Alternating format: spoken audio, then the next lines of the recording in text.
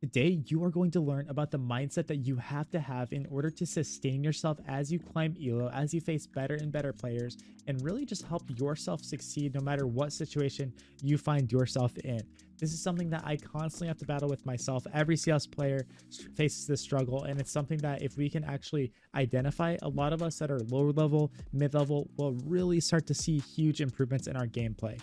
If you guys want to support me, hit that subscribe button, join my Discord community, and let's continue growing.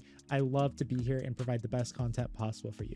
So, what we need to understand inside of this game is that a play with 100% confidence beats a play that is 50% confident, but maybe smarter or better. If you're making smart plays or thinking that you are playing safe, you're probably actually not playing the game as properly as you should be, because guys, Counter-Strike is so unbelievably nuanced that we're never ever going to be able to make the perfect decisions. And honestly, there is no perfect decision. Like I said, it's so nuanced and we can do so many different things that, you know, one person might be doing one play that works this time, another person might make another. Which one's better? Who knows, right? So what this brings me up to is the fact that you cannot go wrong if you just believe in what you are doing and make your play to the 100% confidence that you can inside of you.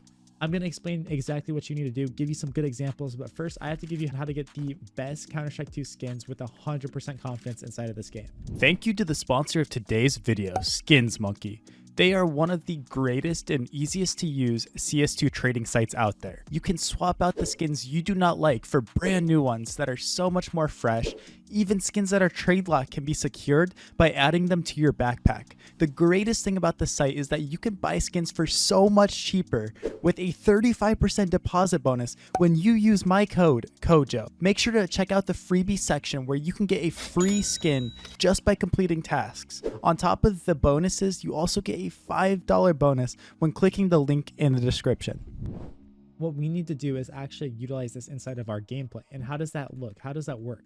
So it means on T side, what we're doing is we're not going out of spawn and saying, man, okay, I don't really know what I want to do, so I'm just going to sit back here and wait, and I'm just going to hold here because I don't want to die. I don't want to give up my life. I don't want to do things, right?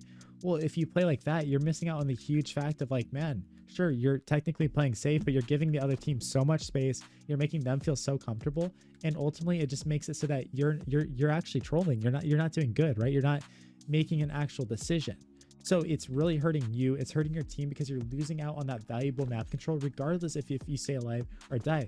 One thing I need you guys to get over in this game is the fact that dying is okay. You can die. Now, don't be the dude that just runs out and dies constantly, is constantly throwing his life away, doesn't understand that. But so many of us are just scared. This is a video game, guys. I play this game at a high level professionally, right? I compete internationally. Trust me, I understand it's scary to die, but we gotta let go and realize that this doesn't mean we're gonna die. Actually, we're gonna respawn next round and things are gonna be fine, and we need to have a purpose with our teammates.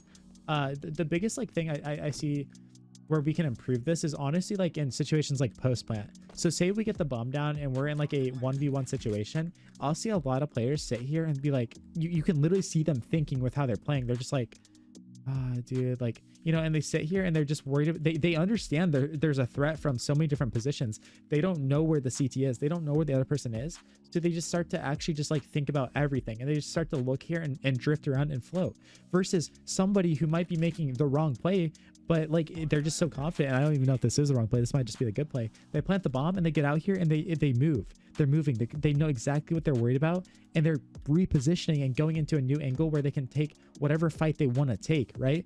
You might argue, well, Kojo, you know, how am I supposed to know exactly what's right and what's wrong? And again, that leads me back to the beginning. You don't. You're never going to know what is right, what's wrong. That's why we analyze the scenario after it happened. We look at it and go, oh, okay, I'm going to learn from that. I'm going to grow from that, right? You know, same thing if we're here on CT side and we're spotting ticket, we're jump spotting like this. What really good players are going to do is they're already going to be thinking about what plan they have inside their head. Oh, boom, we take contact, we throw a smoke out here. Maybe they're dumping util, and it's like, oh, well, we shouldn't dump util. Okay, that's true, but at least they're acting, at least they're doing something, you know, and they're making chaos. They're getting their own smoke down here. They're running through it.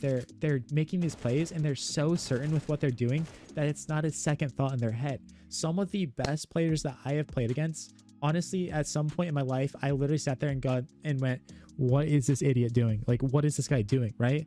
I've played against players that run it down. I've played against players that seem to have no care in a world that they're fighting an opper.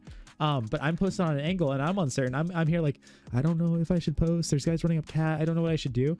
And this guy knows I'm here and just wide swings me and deletes me. And I'm like, bro, why is he peeking? Why is he peeking an opper? But it's like, it doesn't matter why he was peeking it. I was so worried about so many different things that were going on. I was, worried about cat and worried about this and that him peeking me doesn't matter. He destroyed me, right? He made his play. And then maybe afterwards he'd be like, okay, maybe I shouldn't have done that. I'm going to adjust for the future. But regardless, he was 100% certain. You'll see this in so many scenarios, right?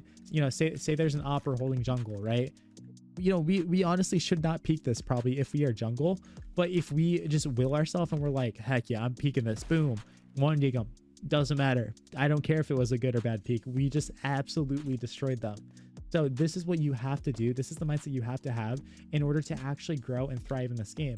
Yes, you should be thinking about a lot of different scenarios. You should be thinking about all these different things, but you shouldn't let that get in your head and make it so that you do nothing. Doing nothing in this game is honestly one of the worst things that can happen to us, especially in moments where we have to be the one to react. We have to be the one to do something. Another common example that we can get into is, okay, we're on CT side, right? So we're on CT side and we're the A player. Say there's two guys that ran out middle, our teammates died, right? We're in a 3v5 now. Only two guys are out mid though. We don't think the whole team's out there. I might just push into Palace and I come into here and two guys are in here, right? And maybe I catch them off on surprise or they're shuffling nades and I get those kills. Technically, was that a good fight for me walking into two guys? No, but we don't have wall hacks. We can't see through the walls. We don't know what's going on, but we acted and did it. Man, and even if you died, at least you died making your play. At least you died taking space and trying to find a solution. You're not doing yourself any favor by sitting back and thinking about everything and worrying about everything, because what a lot of players will do in this moment, oh, my teammates are dying mid, I think they're going to split up con, and they sit here and they just crumble. They just crumble under pressure, and you can literally see them literally thinking about everything. Oh, ramp, they're coming at ramp, I hear one Palace, they're running stairs, and it's just over. There's no way you're ever going to succeed doing that, because we're putting ourselves between everything then, right? So put yourself on the front foot. Don't put yourself on the back foot. This is going to take you a long way inside of this game.